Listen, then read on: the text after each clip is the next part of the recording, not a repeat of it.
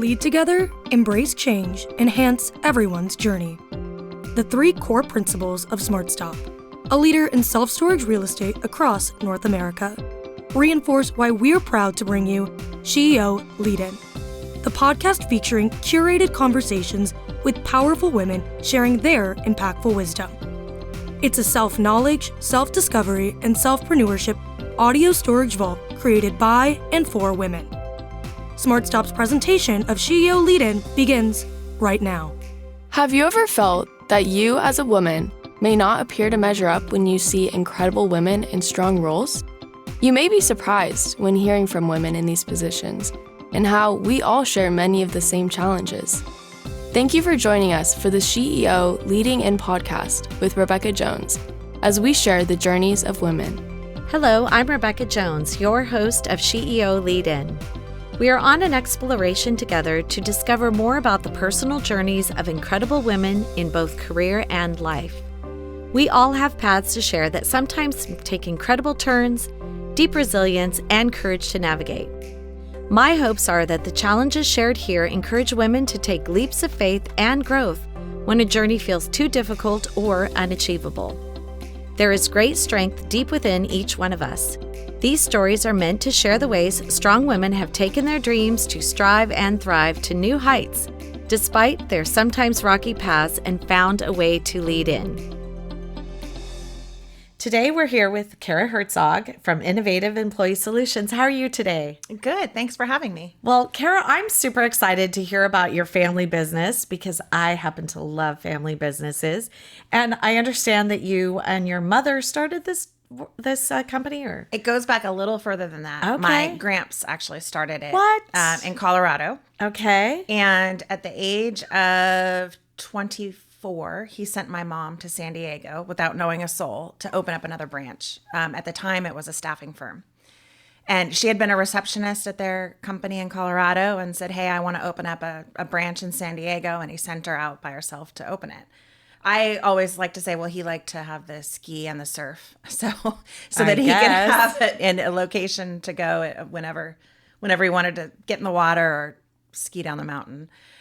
So she came out and started a branch of their staffing firm, which was incorporated here in 1974.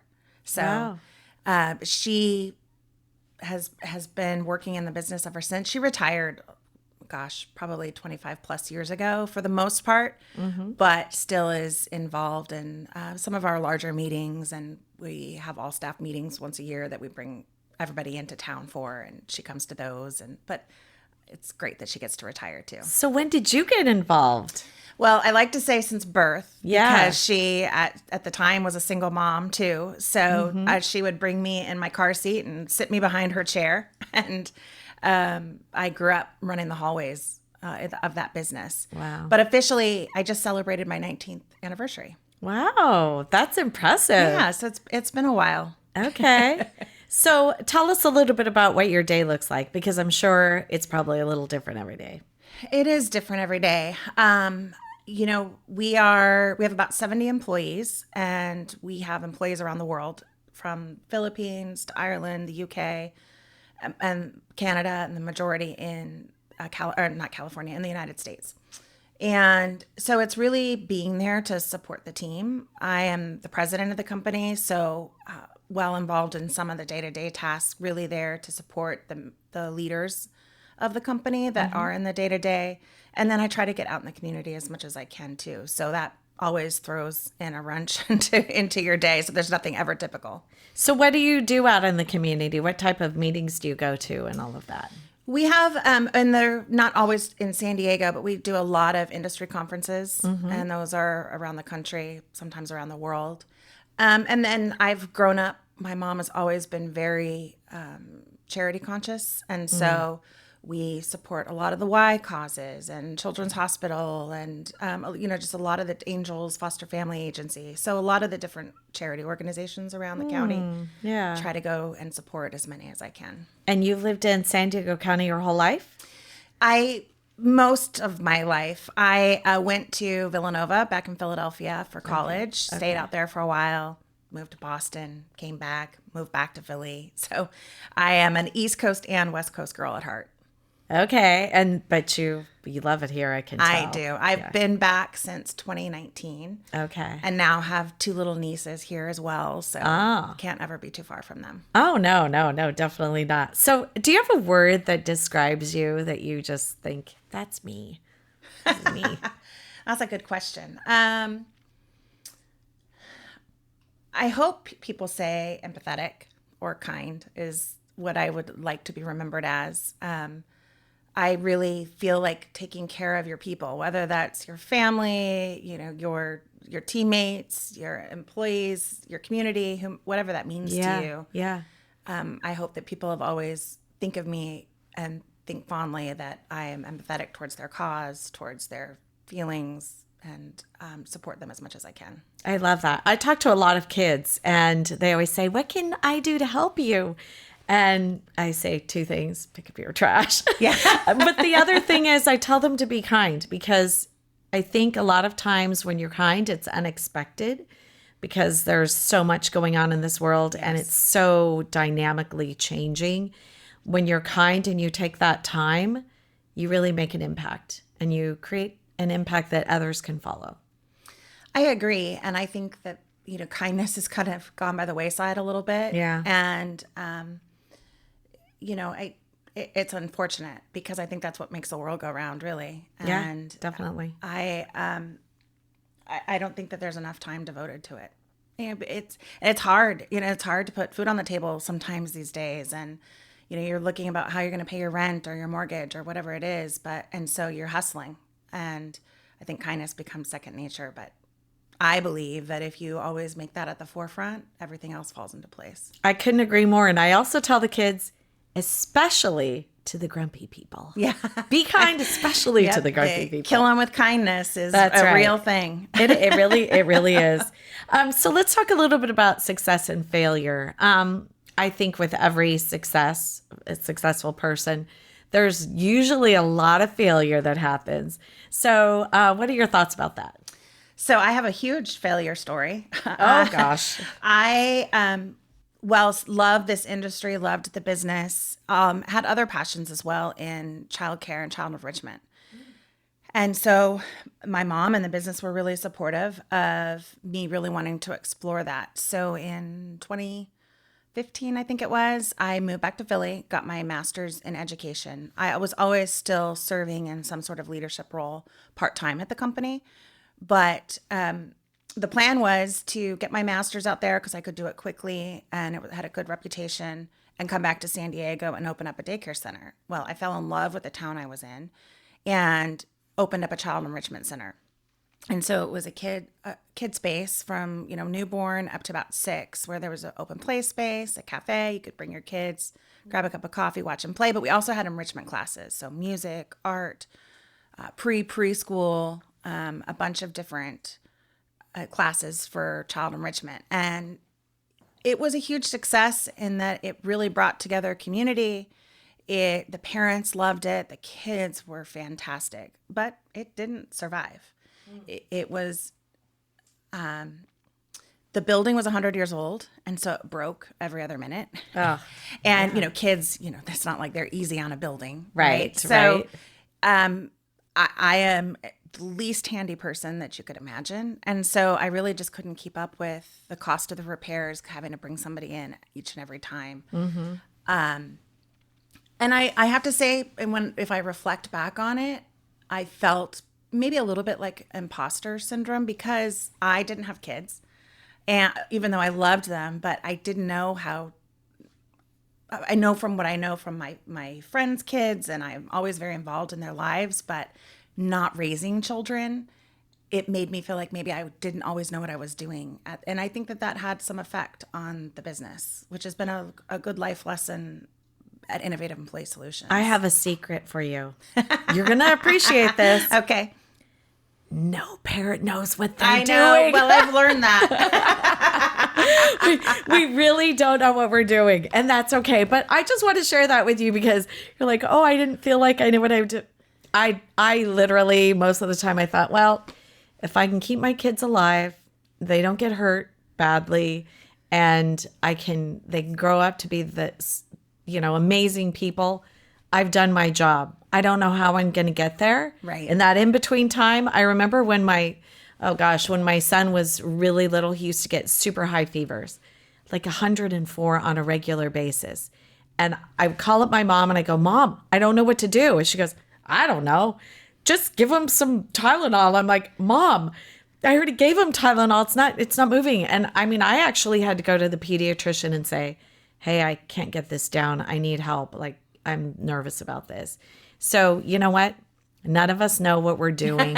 It's like a moving target. You know, you've got your kids. You don't know what's going to happen. So don't worry about that. I would have parents come to me and say, oh, I just can't get their potty training down. What do you think? And I'd be like, oh, gosh. Every kid's different. But I have become very resourceful. I will find a resource for anybody because it wouldn't be for me. I don't know. But I could find somebody that would know and give advice. And it helped us build some curriculum there, too. Well, this kind of goes back to business in general. Yes.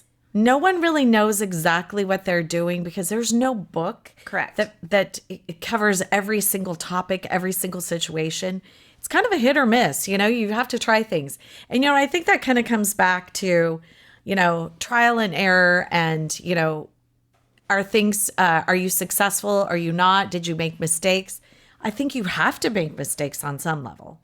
You do. And what you learn from it, my goodness, Yeah. is sometimes just more valuable than not making the mistake. And my business, it lasted for about 3 years, and then I just had to close it because it was bleeding money. And I cried every day for months because I had never failed at that level. I mean, and that was a really hard thing to work through, but I also just loved the business. So that was also hard.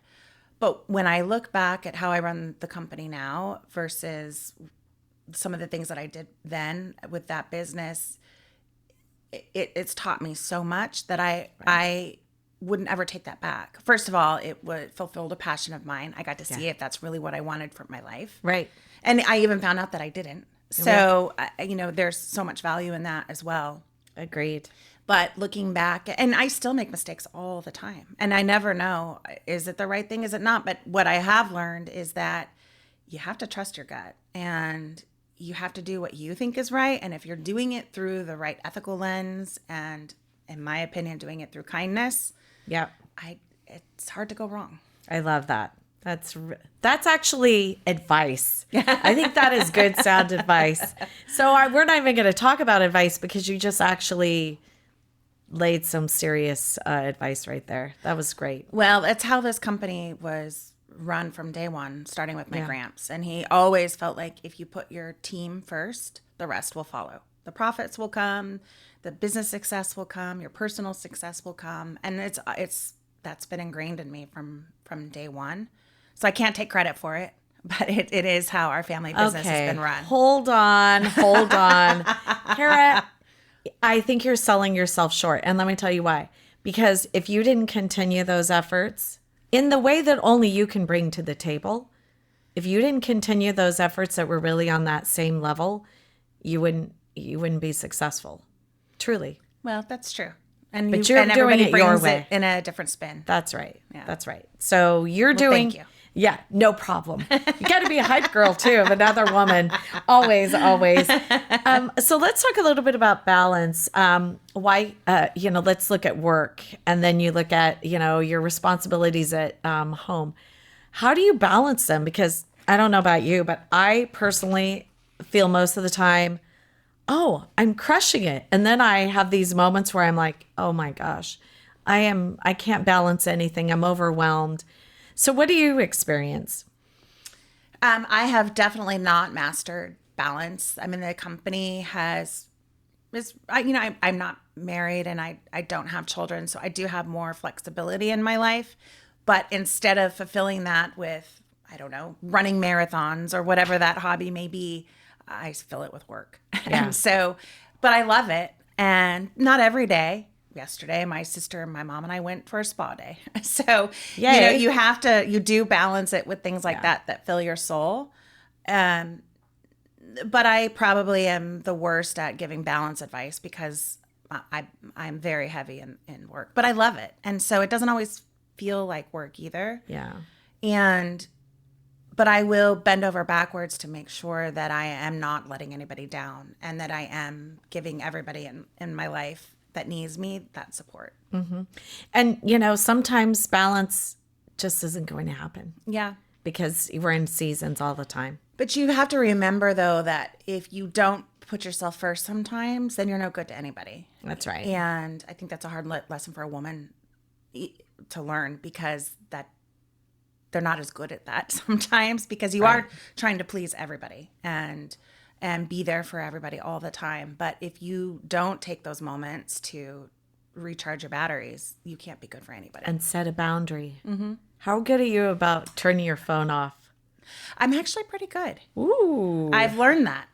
Impressive. We spend some time in Telluride, Colorado, and where we usually stay, there is not great cell service. And at first it brought me a source of anxiety, but now I love it. And I'm like, you're like, oh, sorry, I don't get service, so we can't talk. That's good. That's good. You're growing, I would say. Yeah, I'm trying. Yeah, I actually have started turning my phone on work mode when I don't want to be disturbed, or personal mode or something, which I never did that before. And I think it's important to do that because you've got to set that boundary. And what made you start doing that? Because I was exhausted. Yeah. Yeah. That exhaustion from being on all the time is really tough to deal with. And sometimes you do have to do that. Like in the beginning, you know, I get this. You have to have moments where, you know, there's a season that you have to, because there's just no other way around it. But then you have to remember, in those times where you need to take those moments. Otherwise, you're not good to anybody, as you said. Right. Absolutely. Yeah. So let's talk a little bit about being a female leader and barriers. What are the most, what are the barriers that you've experienced as a woman, or have you? Maybe you haven't. You know, I feel like I have a unique background with it, not background, but experience with this, because I have grown up in this company where my mom for 50 years was leading it, and she's always had women leaders at the company. Currently, our executive team is 75% women. Our management team is 90% women. And I've never felt that women can't do it all. And, there is no glass ceiling for our company from my experience. I have worked in other companies, and I will say I had a male manager who just berated me every chance he got, but it never made me think I couldn't go far. It made me work harder, and I kind of really just thought he was an idiot. and knew that was not ever how I would ever treat an employee, or whether you're male, female, whatever, because it was just horrible. And, but in my case, drove me more to prove I'm wrong. And then I see companies like ours where there is no sky's the limit, really, for anybody at our company, that it makes me very proud. And so I have one of my best friends is a firefighter in San Diego County, and gosh, seeing what she went through as she went up through the ranks, I realize I'm very lucky that I don't experience that. Let's take a pause and for a smart stop and get back to that in just a moment. SmartStop knows the winning connection is when we elevate success together. SmartStop Self Storage, a California company with nearly 200 properties and over 15 million square feet of rentable storage in the US and Canada, is committed to positively impacting the communities we serve on the national and local level. By aligning our core principles of leading together, embracing change, and enhancing everyone's journey with local initiatives focused on education, health, and social welfare, we all elevate together. Through financial and strategic partnerships with nonprofits and prestigious organizations such as Cloudcast Media, Arrow McLaren IndyCar, Breast Cancer Research Foundation, Wounded Warrior Project, USC Athletics, the Brampton Steelheads, MMA fighters and boxers, and other unique athletes, we aim to foster a sense of unity and pride within the communities we serve, creating a shared identity and generating a positive atmosphere. To learn more about our core values, our locations, and career opportunities, please visit us at smartstopselfstorage.com. SmartStop. elevating success together. So let's talk a little bit about that toxic environment of someone yelling and berating, because that's not my style either. But I would say that's probably more of sometimes a man's style. I think it creates a really toxic environment for everyone around, don't you? Oh gosh, it's awful. Yeah. I don't know what it does, berating somebody like that. What's the point? How are you expecting to motivate somebody with that?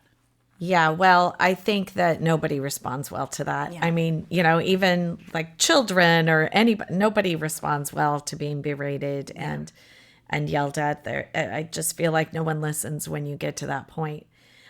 So let's talk about your role models. I'm assuming your mother, obviously. Definitely. But let's talk a little bit about what you really took away from all of your mentors and your role models. What really impressed you upon you in you as a leader? I think, as we've mentioned before, is really leading with your authentic self and making sure that you're taking care of the people that are there to support you. One of the things that they taught me was to never be afraid to hire people much smarter than you. Don't let your ego get in the way with that. Oh, I like that. Yeah. I'm certainly not going to know it all. And I need to rely on the people that do, and complementing, some of my strengths with theirs only makes you a better person. And my mom really worked with me to teach me that, and to not realize that that's not a weakness of yours because maybe you don't know or have the strength that they have, but that it's a compliment to what you have. Well, it challenges you. It does. And you learn from it, which yes, 100%. I love. Yeah.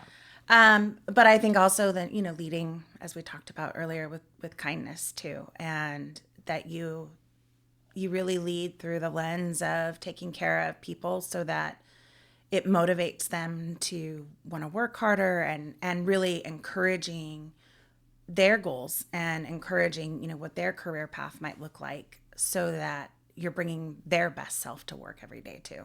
I love that. And that's a culture. It is. I think creating that culture of love of your community, which is your staff and everyone, supporting one another and all of that. And you said 90% of your staff is women, and then your leadership staff is, I think, 70. No, so we have an executive team. Oh, okay. Our VPs and higher, and they're 75% women, and then our management level is 90%. Oh, okay. Women. And I think we have about 18 managers. So is that intentional or just works out that way? We came from the staffing industry. We don't do the recruiting piece anymore. We do the employer of record piece, so we can employ people globally. But our clients recruit. And so I think that naturally leads more towards women interests in employment that way. Mm-hmm. But it is just by chance. It certainly, I'd like it to be a little more balanced, to be honest with you. Right. But it is also a really proud fact that our company's really proud of too. So I have told, my team has told me time and time again how much they love that we're woman owned, and that we're clearly, pro women, and watching their career grow. They've seen that, it's women owners, it's women CHRO. We've had women CFOs. They can do anything. And then you champion one another, it sounds like. We really do. Yeah. We really do. That's an important part of it, because let's talk a little bit about mean girls. Have you ever had one? Have you ever had one where you're just like, oh my gosh, what is happening here? There's this whole environment that's like being created that's Yeah, I have. And I kind of just sit back and think, am I really hearing this? Am I really seeing this? And take a step back. And I become pretty quiet in those instances, actually, because it's just not my nature. And I'm not really sure what to do, because I don't experience it all that often, thank goodness. Yeah, I have. And I'm I sure just think, oh my gosh, what's happening right now? And I mean, everything becomes so painful. It's very difficult to have any work product or get anything to move along smoothly when you've got someone that's really challenging and trying to tear the other women down in the organization. In my opinion, you have to try to get rid of that person as soon as possible. I agree. because it just makes things so negative. Yeah, when you have people that contribute to such negativity, it just spreads like I know. fungus. Yeah. It's awful. Yeah, it really is. I was speaking on a panel and I brought this up and I said, down with the mean girls. and then I literally had all these people come up afterward, and it was men and women at this event, and they were all saying to me, oh gosh, this is what happened when I had a mean girl in my organization. Even the men, they were saying there was so much negativity that was really, it took a while to even get rid of it after the person left. It does. So it's weird. It's a weird phenomenon. Well, and as really an employer too, the longer you keep somebody on, Yeah. the more people think, oh, well, they can get away with that behavior. Why should I be good? Or why should I do what I'm doing? Right. Because you're letting this person be mean or toxic or, whatever the case may be. Yeah, I agree. I have a question for you, though. Do you feel like some of the mean girls become mean girls because they're trying to fight their way through the top? And that's how they think that they get to the top to overcome any glass ceiling they might face. Well, let's talk a little bit about that, because I think there's something that some women think if they're in a certain career, they can no longer be feminine. I don't believe that. I don't believe that for 1 second. I think that we have something special that we bring to the table, regardless of whatever our career is, because it can be feminine. We still can be feminine and do, our job in our own special way and have men do their job their way, because we bring something different to the table. And when you put them together, it creates something spectacular. Right.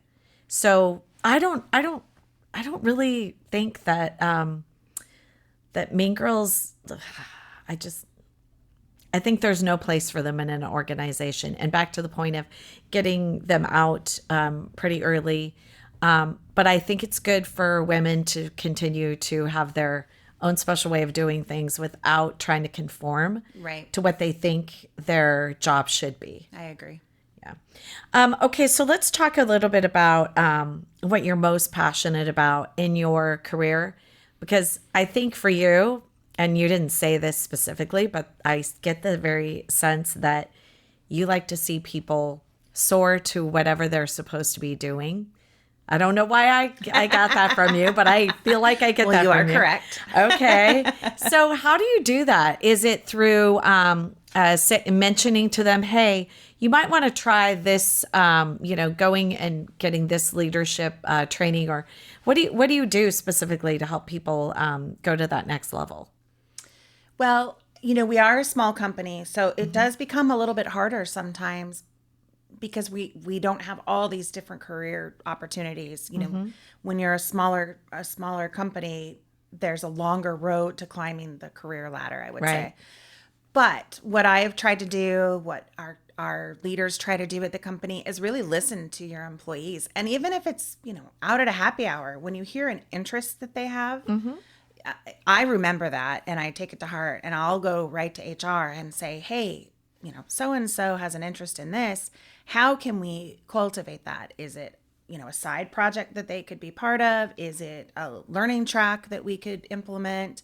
Is it bringing them to, some industry conferences so that they can explore that area? Yeah. And we've actually had several of our employees jump department to department and to decide where they really want to land, which I'm really proud of, because it gives them that opportunity to explore what they're good at, what they like, and that only benefits the company. I don't do it for that reason, but it is the byproduct of it. Well, I think it also encourages them to try new things. And I that's something, whenever I speak to young people, I tell them, try things that are a little bit out of your comfort zone, because you might find something that you really are passionate about.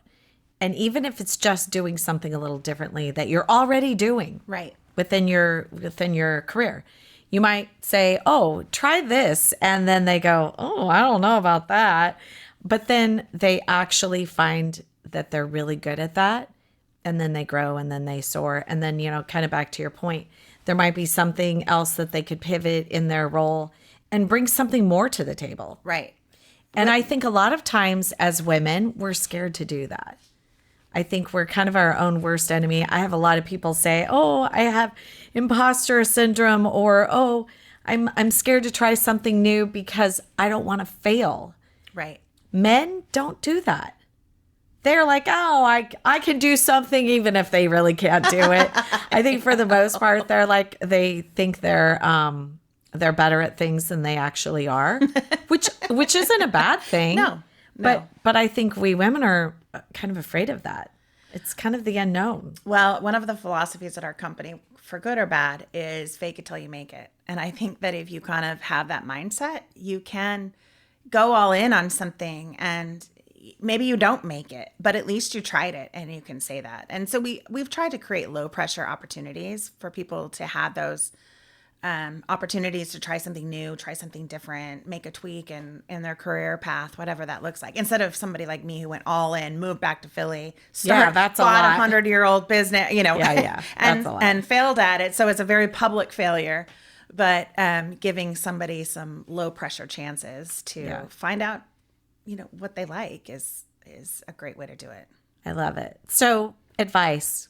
You walk into a room of young women, you share your lessons that you've learned, but then what would be the advice that you would say, I really don't want you to walk out of this room without knowing this? I would, whether you call it imposter syndrome or self-doubt, it's something I've struggled with forever, because also being a family business, you have that doubt, did I get this position because my mom's the boss? Mm-hmm. I know in my heart that's not true. My mom was the toughest boss I've ever had, and she would have no problem saying, you're out of here. But not everybody knows that. Yeah. And so you do, when people do know your story, you have some that think that's amazing, and then you have some that think that, oh, well, she got there because of that. And it's easy to let that creep in. Whatever your story is, don't let that self-doubt creep in, because you were there for a reason. Somebody saw something in you and thought, this is great, she'll be great at this. And if it turns out that you weren't, okay, well then you try again. And don't let that self-doubt creep in, because it just it doesn't serve any purpose. Agreed. No, it becomes a self-fulfilling prophecy that you're not going to do well, and it holds you back. So what's next for you? Like many companies, IES has definitely seen a tough year last year. Mm-hmm. This year is still proven to be tough. So really, it's my goal to get us back on track. One of my initiatives for this year and next is I have put so much effort into trying to grow IES that I have not been as involved in the community as I would like to.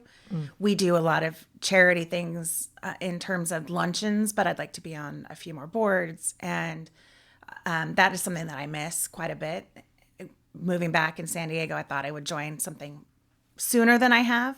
So really finding what that fit is for me, where it fuels another passion. It's always with kids, always. Yeah. So it will be something in that arena, but there's so much to choose from, and where do I feel like I can make a good impact? And so it will be more charitable contributions, but IES has a few things we've got to work out first. All right. Well, I wish you the best of luck. Well, thank you so much. It's been great to be here. Thank you for being here today. Well, I've enjoyed it very much, so thank you very much. You're welcome. Thank you. Now that was powerful. We hope you've been lifted and encouraged by today's inspiring voice. Always remember that life doesn't look exactly the same for each one of us. Never stop dreaming, striving, and thriving. In future episodes, we look forward to bringing you powerful stories from amazing women who learn how to lead in to challenges. Thank you for listening and being part of our community with SheEO host, Rebecca Jones. The incredible curated SheEO conversation you just enjoyed was brought to you by SmartStop, a leader in self-storage real estate and a company that upholds its core principles of leading together, embracing change, and enhancing everyone's journey. To learn more about SmartStop, please visit smartstopselfstorage.com. Cloudcast Media.